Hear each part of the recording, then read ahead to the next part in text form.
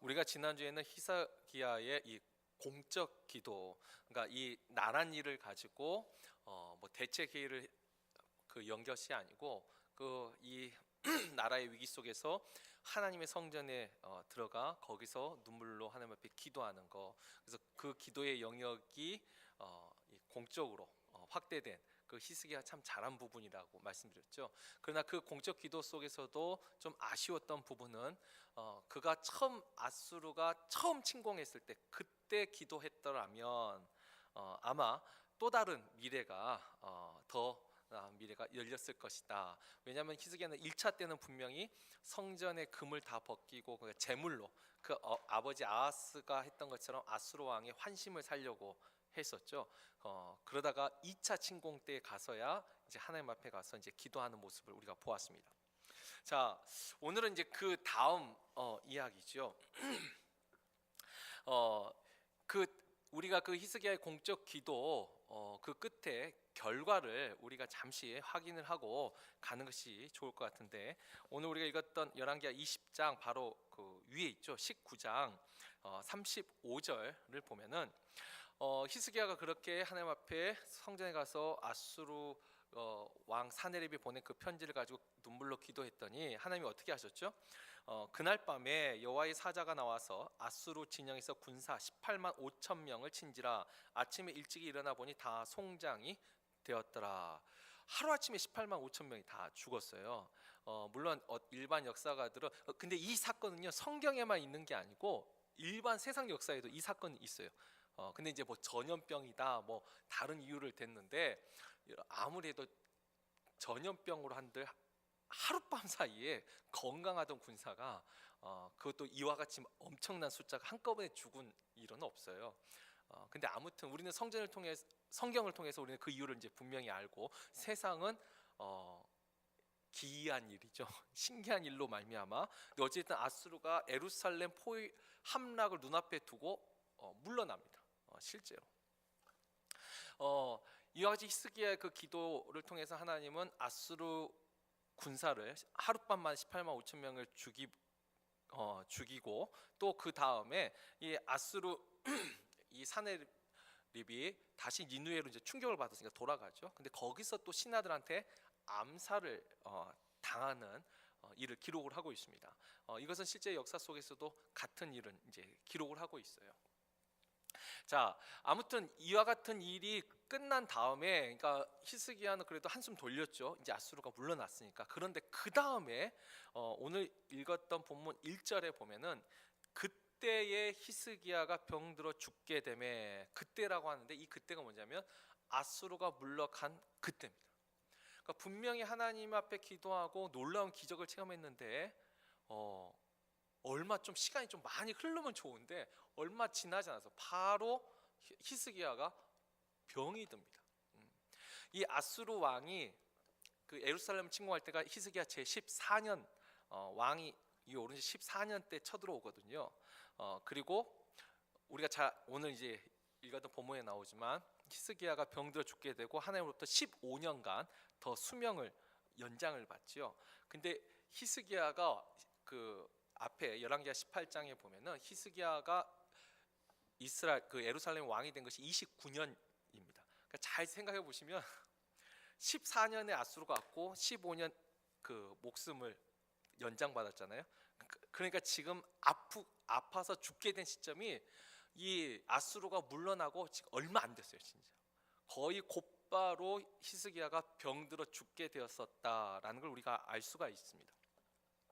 자, 이와 같이 히스기야가 참 아수르가 물러난 그 기쁜 일 가운데 갑자기 자기 몸에 병이 찾아와서 아프게 되었는데, 심지어 거기다가 이 하나님이 선지자 이사야를 통해서 히스기야에게 뭐라고 말씀하시냐면, 여호와의 말씀이 너는 집을 정리하라 내가 죽고 살지 못하리라 하셨나이다.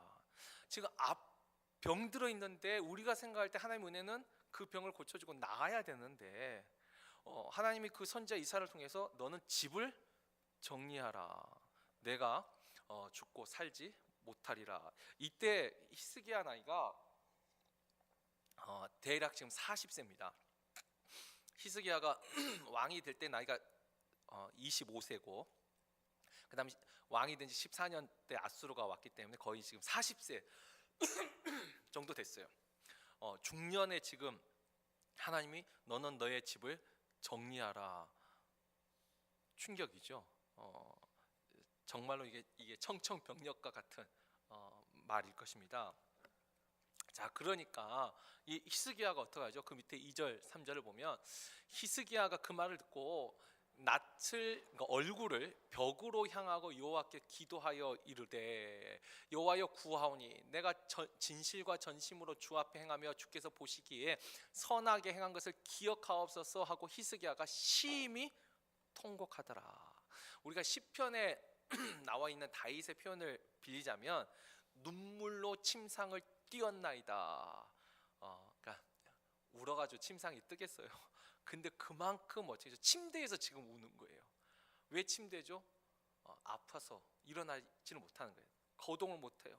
그러니까 자기가 그 누워있는 그 병상에서 얼굴을 벽으로 향하고 통곡하면서 지금 눈물을 흘리면서 하나님 나를 불쌍히 여겨주세요 라고 지금 기도를 한 거예요.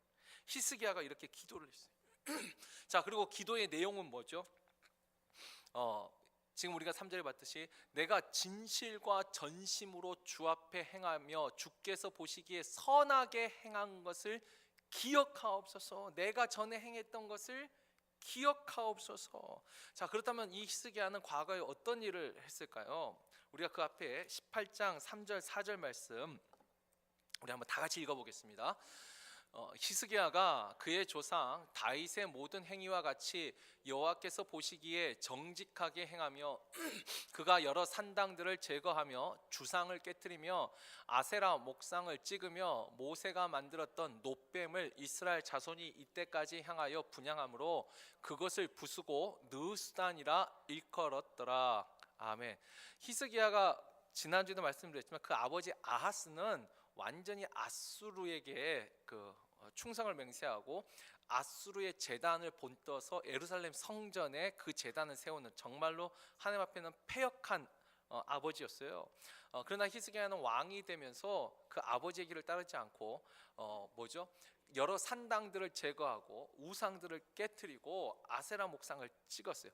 그 예루살렘에 들어왔던 다른 우상들을 다 없이 했어요. 그리고 또 하나 뭘 했냐면 모세가 만들었던 놋뱀 아시죠? 광야에서 이스라엘 백성이 불평함으로 이 불뱀에 물려서 죽어갈 때 하나님이 놋으로 뱀을 만들어 장대에 매달려 놓고 그것을 보는 자마다 다 살리라. 그래서 우리가 이 놋뱀을 십자가에 매달린 예수 그리스도의 하나의 모형이라 이렇게 알고 계실 텐데, 이 놋뱀이 히스기야 왕 때까지 있었어요.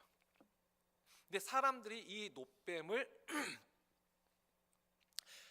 그것을 여전히 꼭 우상처럼, 그러니까 하나님이 어떤 수단으로 보여주셨는데 여전히 그걸 또 우상처럼 분향하고 그걸 섬기고 있는데 히스기야가 그것을 깨부셨어요.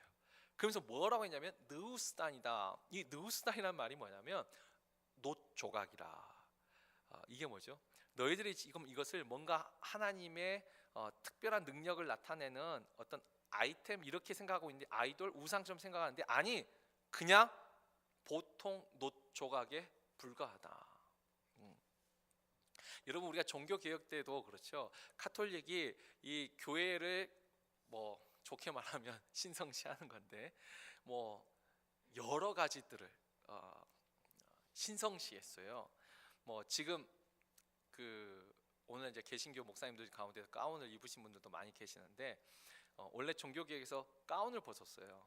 그런 것들, 그것 자체가 중요한 게 아니거든요. 지금 히스기야가 개혁을 하면서 이 놋뱀을 느우스단이라 했다는 것이 거의 종교개혁과 같은 수준입니다. 너희들이 잘못 알고 있는 거, 아니 이게 잘못 한 거예요.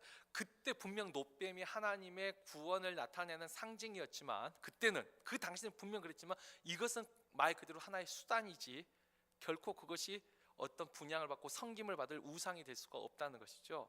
그것을 히스기야가 알려줬다는 것입니다. 자, 아무튼 히스기야는 그러니까 밖에서 외부에서 들어온 그 아수르 왕의 아수르 나라의 그 신들을 비롯한 모든 우상들과 또 우리 안에 하나님을 섬기는 그 신앙의 형태 속에서도 잘못 왜곡되어지고 잘못되어진 것들을 개혁한 왕이에요. 분명히 목적을 가지고 히스기야는 선한 일을 했습니다. 지금 히스기야가 바로 이와 같은 것들을 하나님 앞에 기도하면서 말하고 있는 것이죠. 하나님이여, 내가 행한 이와 같은 진실과, 내가 정말로 진실하고 전심으로 하나님을 사랑하여 행했던 이 일들을 기억하여 주옵소서라고 지금 말하면서 기도를 하고 있는 것이죠. 자, 그랬더니 하나님이 이제 오늘 다시 본문으로 와서 4절에서 6절을 보면은 이사야가 아까 했죠. 너는 내 집을 정리하라. 그 말을 듣고 히스기야가 얼마나 충격을 받았는지 침상에서 통곡하면서 막 기도를 했잖아요. 그런데 그 이사야가 예루살렘 성읍 절반을 빠져나가기도 전에 하나님이 다시 이사야를 불렀어요. 그래서 5절에 보면은 너는 다시 돌아가서 너의 주권자 히스기야에게 이르기를 내가 너의 기도를 들었고 내가 너의 눈물을 보았노라. 그래서 내가 너를 낫게 하리니 내가 3일 만에 여호와의 성전에 올라가겠고, 또 6절에 보면 내가 너의 날을 15년을 더할 것이며, 아까 40세에 하나님이 너는 너의 집을 정리하라 하나님이 딱 결정을 내리셨는데 15년 동안 수명을 더 연장시켜 주셨어요.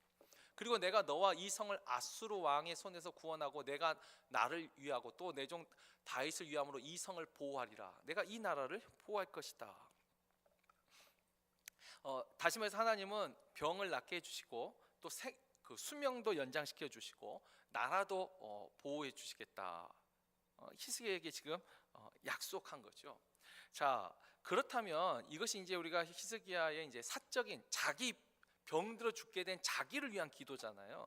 그 기도 속에서 우리가 그럼 배울 수 있는 거, 그 교훈들이 뭐가 있을까? 여기서 이제 조금 한 단계만 더 깊게 한번 생각해 보죠. 일단 히스기야의 사적 기도의 이 특징 중에 하나는 그가 하나님의 긍휼, 하나님의 은혜를 구했다라는 것입니다. 우리가 하나님 앞에 기도하러 갈 때 분명히 우리는 하나님의 은혜를 구하기 위하여 갑니다. 우리가 히브리서 4장 15절 16절에 나온 것처럼 우리가 때를 따라 돕는 은혜를 얻기 위하여 은혜의 보좌 앞에 담대히 나아갈 것이니라. 하나님의 우리가 은혜를 구하기 위하여서 기도하는 것이죠. 우리가 공적인 일 가운데에도 하나님 앞에 기도하지만 사적으로 우리는 분명히 하나님의 긍휼이 필요한 사람들이에요. 하나님의 은혜가 필요한 사람이에요. 그래서 히스기야가 하나님의 그 은혜를 구하고 하나님의 긍휼을 구했다. 이건 아주 잘한 것이죠. 이 기도가 잘한 기도입니다. 자, 근데 그 기도 속에서 우리가 이제 하나 또 생각해야 될 문제가 있는데, 그건 이제 그 하나님의 주권에 대한 문제입니다. 하나님의 주권에 대한 문제인데, 우리가 그 신명기 32장 39절 말씀, 이 모세가 광야에서 마지막으로 한 노래 한 부분인데, 거기에 모세가 말하는 이 하나님의 이 성품이라고 하죠. 하나님의 주권이 있는데 우리 이거 한번 다시 읽어보죠. 이제는 나 곧 내가 그인 줄 알라. 나 외에는 신이 없도다. 나는 죽이기도 하며 살리기도 하며 상하게도 하며 낫게도 하나니 내 손에서 능히 빼앗을 자가 없도다. 자, 이건 하나님의 선언인데, 하나님이 나는 죽이기도 하고 살리기도 하고 상하게도 하고 낫게도 하나니. 여러분, 하나님의 우리가 주권을 말할 때 우리는 있죠, 하나님의 은혜라고 말한다면, 하나님의 긍휼을 말한다면 우리는 죽이기도 하고 살리기도 하고 상하게도 하고 낫게도 하시는 그 하나님 주권 속에서 은혜로 가면 우리는 어느 쪽에만 신경을 쓸까요? 우리가 하나님의 은혜를 구한다, 하나님의 긍휼을 구한 데는 죽이는 것과 죽게 하는 하나님의 은혜를 구하지는 않습니다. 우리는 은혜와 긍휼이라고 말하면 사는 거예요. 은혜와 긍휼이면 병이 낫는 것이죠. 그러니까 우리가 분명히 하나님 앞에 은혜를 구해야 돼. 하나님의 긍휼을 구해야 됩니다. 이것이 분명히 잘한 것이에요. 그러나 여기서 우리가 한 번 더 조금만 더 깊게 생각한다면, 우리가 정말 기도할 때 하나님의 주권을 생각한다면 하나님의 주권은 죽이기도 하고 살리기도 하고 상하기도 하고 고치시기도 한다는 거예요. 다시 말하면 이런 겁니다. 우리는 생각할 때 하나님의 은혜하면 살리는 게 은혜예요. 여러분, 죽게 하는 것이 하나님의 은혜라고 생각하세요? 그런데 성경은 죽는 것도 하나님의 은혜라고 말하는 경우가 있습니다. 우리가 열왕기상 14장 13절 말씀, 이 열왕기상 14장에 보면은 그 북이스라엘의 여로보암, 그러니까 유대 나라를 이제 남북으로 갈리웠죠. 그 남북으로 나눠졌는데 그때 북쪽의 초대 왕이 여로보암이에요. 근데 이 여로보암의 아들을 하나님이 쳐서 병들어서 죽게 하세요. 자, 그런데 성경은 거기에 대해서 하나님은 그 아들의 죽음에 대해서 어떻게 말을 하고 있냐면, 우리 한번 이거 다시 읽어보죠. 온 이스라엘이 그를 위하여 슬퍼하며 장사하려니와 여로보암에게 속한 자는 오직 이 아이만 묘실에 들어가리니 이는 여로보암의 집 가운데서 그가 이스라엘의 하나님 여호와를 향하여 선한 뜻을 품었음이니라. 아멘. 여로보암이 이 유다를 배신하고 성전을 배신하고 그리고 자기 멋대로 베델과 단에 금송아지 우상을 만들고 평민으로 제사장을 삼고 자기 멋대로 했잖아요. 근데 그 가운데서도 여로보암의 그 사람들 가운데 이 아들 하나만 이 하나님을 향하여 선한 뜻을 가졌다. 이 아들 하나만 하나님께 대한 바른 믿음을 가졌어요. 근데 하나님이 그에게 준 은혜가 뭐냐면 지금 병들어 죽는 거예요. 그러면서 말하죠. 여로보암에 속한 모든 사람들 가운데 이 아이만 쉽게 말하면 장사되는 거예요. 묘실에 들어가요. 다른 사람들은 다 쿠데타를 통해서 또 전쟁을 통해서 죽음에 이르고 제대로 장사도 못 지내는 거예요. 말 그대로 정말 그냥 급사하는 거예요. 근데 하나님이 이 아이에게, 이 여로보암의 아들에게 은혜를 주신 거예요. 근데 우리가 이 모습을 보면서 그걸 하나님의 은혜라고 생각하고 깨닫는 사람이 그렇게 많지는 않을 거예요. 근데 중요한 것은 하나님의 은혜가 아니라 하나님의 주권을 생각한다면 하나님이 지금 하나님은 선한 분이거든요. 하나님이 분명히 이 죽음 가운데도 은혜를 주시는 거라는 거예요. 그리고 또 하나 우리가 그 열왕기상 14장 말고 이제 21장 27절에서 29절을 보면 우리가 잘 아는 이제 아합의 이야기가 나옵니다. 이 아합은 천하의 나쁜 놈이죠. 특별히 그 나봇의 포도원을 빼앗은 사건으로 해서 하나님이 아합에게 진노하셨어요. 그래서 아합을 죽이기로 결정하셨어요. 그래서 내가 정령 죽으리라 라고 또 말을 전했어요. 자, 그런데 어떻게 했죠?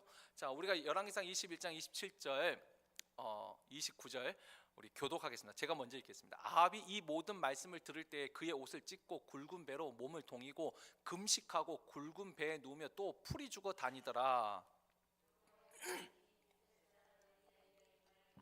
다 같이. 아합이 내 앞에서 겸비함을 내가 보느냐? 그가 내 앞에서 겸비함으로 내가 재앙을 저의 시대에는 내리지 아니하고 그 아들의 시대에야 그의 집에 재앙을 내리리라 하셨더라. 아멘. 아합이 내가 정령 죽으리라 그 말을 듣고 어떻게 하냐면 굵은 베옷을 입고 쉽게 말하면 회개하는 거예요. 풀이 죽어 다니는 거예요. 하나님 앞에서 겸비하는 거예요. 겸손해지는 거예요. 근데 하나님이 그걸 보고 어떻게 하냐면 그를 또 살려주세요. 당장 중에 있던 그 말씀을 철회하세요. 자, 우리가 생각할 때 적어도 악인이 사는 건 하나님의 은혜예요. 악인이 사는 것. 근데 우리에게는 은혜가 아니죠. 그러나 하나님은요, 악인에게조차도 그가 회개할 때는 은혜를 주시더라는 거예요. 그러니까 우리가 하나님의 은혜를 생각하면 내가 바라는 기준 안에서 은혜를 생각해요.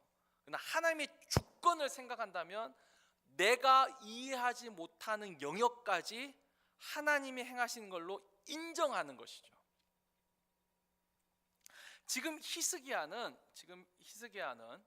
하나님의 은혜를 구하고 있어요. 기도함으로 하나님의 은혜를 구하고 있어요. 이건 분명히 잘한 것입니다. 그런데 히스기야 이 사적 기도에서 우리가 조금 부족하다고 할까요? 그 부분은 바로 히스기야가 하나님의 주권까지 생각하면서 기도하고 있지는 않은 것 같다는 것이죠. 하나님이 너는 내 집을 정리하라고 말씀해 주신 것만 해도 은혜예요. 저도 목회를 하면서 참 많은 분들이 세상 떠나는 것을 보게 되는데 정리하지 못하고 떠나는 인생도 참 많아요. 그런데 이 주변을 정리할 수 있는 그 기간을 준 거, 내가 이 세상을 떠날 그 시점을 아는 것도 하나님의 참 큰 은혜예요. 자, 그런데 히스기야는 그것보다 더 큰 은혜, 하나님이 더 큰 긍휼을 구했어요. 분명 이것도 잘한 것이에요. 그러나 그가 하나님의 주권을 생각했더라면 또 다른 미래가 열렸을 거라는, 우리가 그것을 어떻게 알 수가 있냐면 우리가 이 열왕기하 20장을 지금 봤는데 이제 21장 1절을 보시면 나중에 이제 히스기야가 죽고 히스기야의 아들 므낫세가 왕이 되는데 21장 1절을 보면 므낫세가 왕이 될 때 나이가 12세라 12살의 왕이 돼요. 여러분 그 말을 통해서 뭘 알 수 있죠? 히스기야가 다시 살게 된 다음에 므낫세가 태어났습니다. 아까 있죠, 히스기야에게 하나님이 15년의 수명을 연장시켜 줬잖아요. 근데 므낫세가 12살의 왕이 됐어요. 그러니까 병이 났고 아마 이때까지만 해도 뭐 히스기야에는 자녀가 없었던 것 같아요. 나이 40이니까 뭐 없을 수도 있는데, 아무튼 므낫세는 히스기야가 병이 나은 후 한 2, 3년 뒤에 므낫세가 태어났습니다. 근데 이 므낫세가 어떤 왕이죠? 열왕기하 이제 21장 그 3절에서 9절 뭐 16절을 보면은 이 므낫세가 유다에게 범죄하게 하여 여호와께서 보시기에 악을 행한 것 외에도 또 무죄한 자의 피를 심히 많이 흘려 예루살렘 이 끝에서 저 끝까지 가득하게 하였더라. 또 9절에 보면 이 백성이 므낫세의 괐을 받고 악을 행한 것이 여호와께서 이스라엘 자손 앞에서 멸하신 여러 민족보다 더 심하였더라. 므낫세가요 남유다에서 가장 극악한 왕입니다. 심지어 북이스라엘과 남유다 통틀어서 가장 극악한 통치를 했던 사람이 바로 이 므낫세입니다. 그리고 므낫세는 그 아버지 히스기야가 15년 더 살아서 29년, 히스기야는 29년 동안 왕을 했잖아요. 므낫세는 무려 55년 동안 예루살렘을 통치합니다. 잘 한번 생각해 보시면 이 히스기야가 정말 하나님의 주권을 인정하고, 그래도 하나님, 왜냐하면 아수르도 물러가고 또 자신에게 그와 같은 은혜를 주셔서 자신이 그걸 받아들였다면 어쩌면 유다의 미래는 또 바뀌었을 거란 것이죠. 므낫세 같은 그런 극악한 왕위에 오르지 않았을 수도 있더란 거죠. 우리가 지금은 이미 전개된 역사를 보기 때문에 므낫세가 이스라엘을 유다를 다스린 이야기만 알고 있는데, 만약 히스기야가 하나님의 주권을 그대로 수용하고 받아들였다면 또 다른 역사가 전개될 수도 있었을 거라는 것입니다. 우리가 히스기야의 기도 분명히 하나님의 은혜를 구하는 거, 그거 분명 잘한 것입니다. 우리는 하나님의 긍휼과 은혜를 우리도 구해야 됩니다. 그리고 제가 하나 빼먹었는데, 그 은혜와 긍휼을 구할 때에도 그냥 하나님 나를 불쌍히 여기세요, 하나님 나를 긍휼히 여기세요, 이것도 참 좋아요. 근데 히스기야의 기도에서 또 그래도 잘한 것 중에 하나가 뭐냐면, 아까 했죠, 히스기야는 전에 자기가 하나님을 섬기면서 진실과 전심으로 행했던 그 일을 기억하옵소서라고 말하면서 기도했잖아요. 여러분 그 기도도 히스기야가 참 잘한 것입니다. 적어도 하나님 앞에 우리가 어떤 행위로 하나님 앞에 의롭다함을 얻지는 못해요. 그러나 적어도 하나님의 이 기도하는 사람들의 특징이 보면 전에 내가 행했던 것을 기억하사, 이와 같은 말을 종종 합니다. 우리가 그 예로 우리가 아까는 빼먹었는데 느헤미야 13장 30절에서 31절 말씀 우리 한번 다 같이 읽어보죠. 내가 이와 같이 그들에게 이방 사람을 떠나게 하여 그들을 깨끗하게 하고 또 제사장과 레위 사람의 반열을 세워 각각 자기의 일을 맡게 하고 또 정한 기한에 나무와 처음 익은 것을 드리게 하였사오니 내 하나님이여 나를 기억하사 복을 주옵소서. 아멘. 느헤미야도 그렇고요. 이 하나님의 사람들이 하나님, 내가 하나님 앞에 내세울 건 없지만 그래서 내가 하나님을 의지하고 하나님을 사랑함으로 행했던 것들을 기억하사 내게 은혜를 주옵소서, 복을 주옵소서 기도하고 있더라는 것이죠. 여러분도 기도할 때 이런 기도 해보셨습니까? 아니 저도 가끔가다 이런 기도할 때가 있습니다. 이건 뭐 제 자신을 위해서보다도 제가 가끔 안수 기도할 때 하나님 내게 베푸셨던 그 은혜를 기억하사 이 사람에게 하나님 은혜를 베풀어 주옵소서.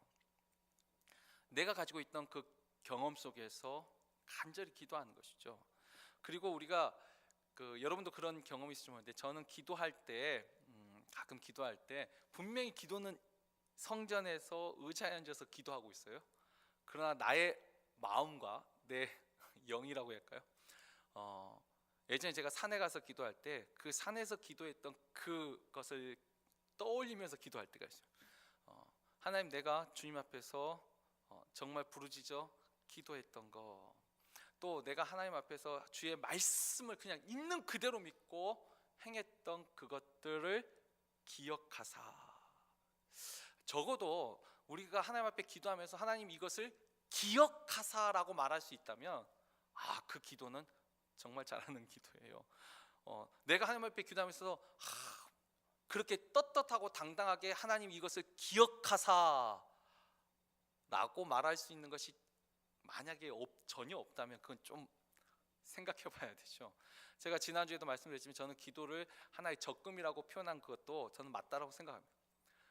내가 급해서 다급하게 지금 하는 그 기도, 물론 그 기도도 좋아요. 왜냐하면 정말 다급할 때도 기도 안 하는 사람들이 있더라고요. 그러니까 그때 기도하는 것도 분명히 좋지만 그보다 더 좋은 기도는 내가 평안하고 문제가 없을 때에도 꾸준하게 했던 기도예요. 우리도 그런 거 있잖아요. 누군가 이렇게 부탁할 때 꼭 저 사람은 자기 필요할 때만 아쉬울 때만 전화해. 이 말을 듣는 것보다 평상시에 늘 연락하던 그 사람이 도와달라 하면 그게 조금 더 마음이 더 가지 않습니까? 사람들도 저는 가끔 기도할 때 그런 생각 하거든요. 사람도 그런데 하나님 앞에 내가 꼭 필요할 때만 그것도 나쁘다고 한 거 아니에요. 그것도 좋지만 그보다 더 좋은 것은 평상시에 늘 기도하고 꾸준하게 하나님을 섬기는 거, 그리고 그 가운데 더 좋은 것은 하나님 앞에 정말 히스기야처럼 진실과 내가 전심으로 행했던 것을 기억하사. 그래서 저는 그래도 교회를 섬길 때 하나님 앞에 이렇게 전심으로 섬기는 기억들이 나중에 기도할 때 큰 힘이 됩니다. 그 느헤미야가 했던 것처럼 내가 주의 성전과 또 주의 성전을 섬기는 그 레위인들을 위하여서 내가 행했던 것을 기억하사.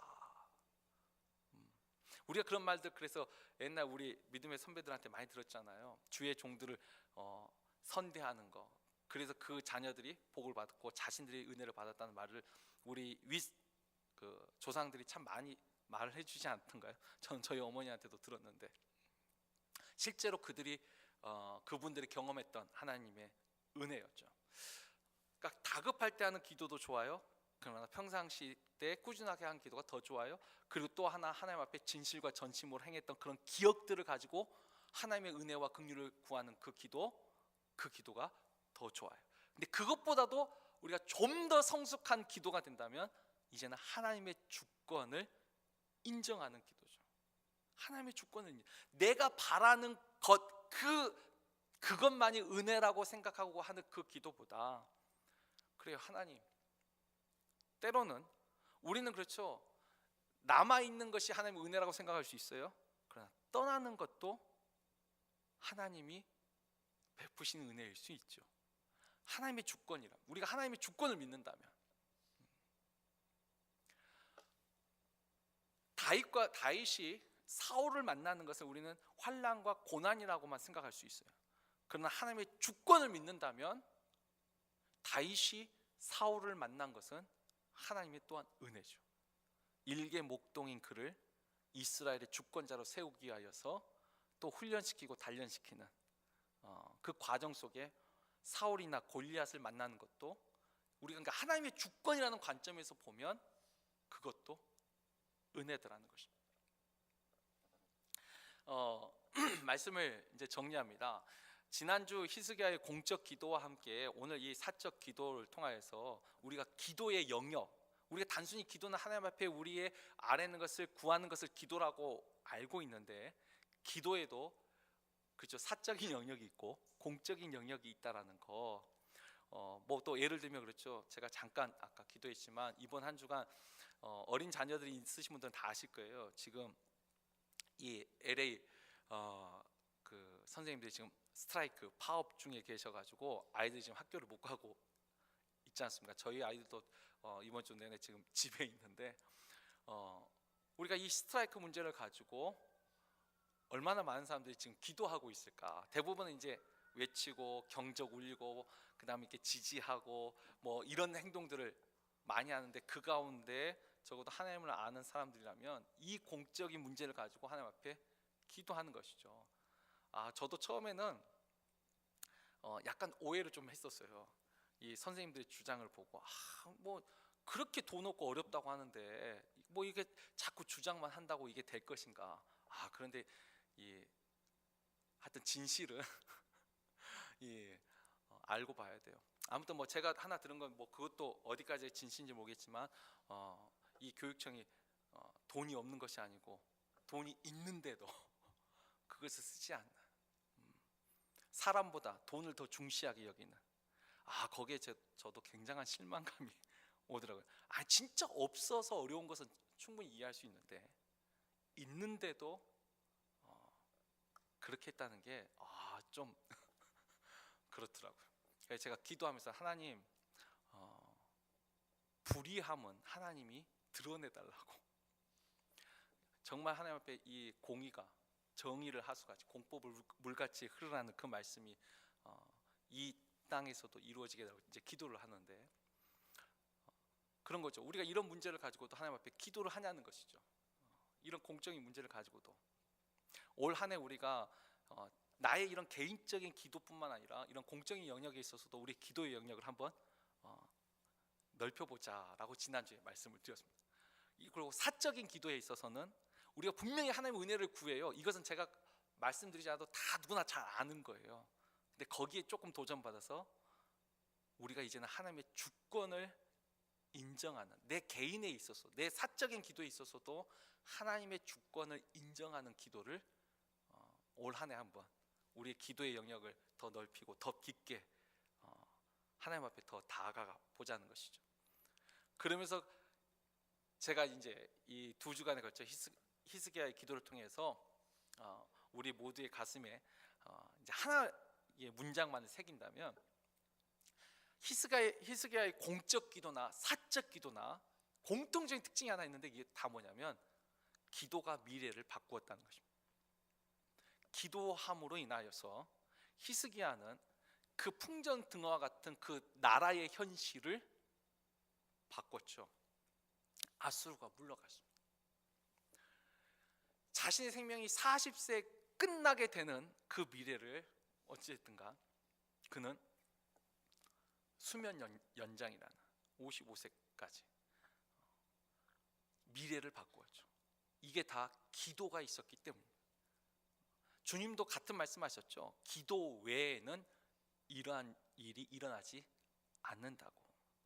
우리가 기도하지 않으면 그냥 이 세상에 흘러가는 대로 그 속에서 살게 될 것입니다. 그러나 우리가 기도하는 사람이 있으면 미래는 바뀔 것입니다. 소돔과 고모라에도 정말 아브라함이 기도가 있었잖아요. 근데 거기에 정말 기도하는 사람 10명만 있었으면 그들의 미래가 바뀌었을 겁니다. 기도하는 사람, 하나님의 뜻을 구하는 그 사람, 그 사람들로 인해서 미래가 바뀐다는 거.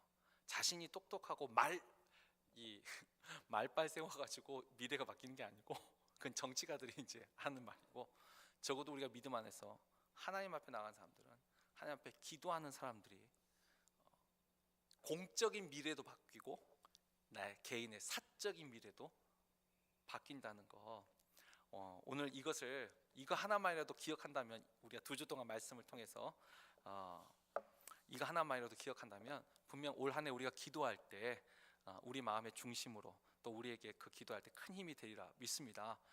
우리가 이 저녁에 금요일 날 기도하는 이것도 정말 우리가 적은 숫자지만, 또 이 피곤한 주말에 또 여러 가지 할 일도 많지만 적어도 기도하는 우리들로 인해서 우리 개인의 미래도 바뀔 것이고, 또 우리가 속한 이 교회의 미래와 또 우리가 살고 있는 이 지역 사회와 우리나라의 미래도 바뀐다는 우리가 그런 믿음을 가지고 올 한 해 또 우리의 기도에 힘쓰는 저와 우리 모두가 되기를 주의 이름으로 축원합니다.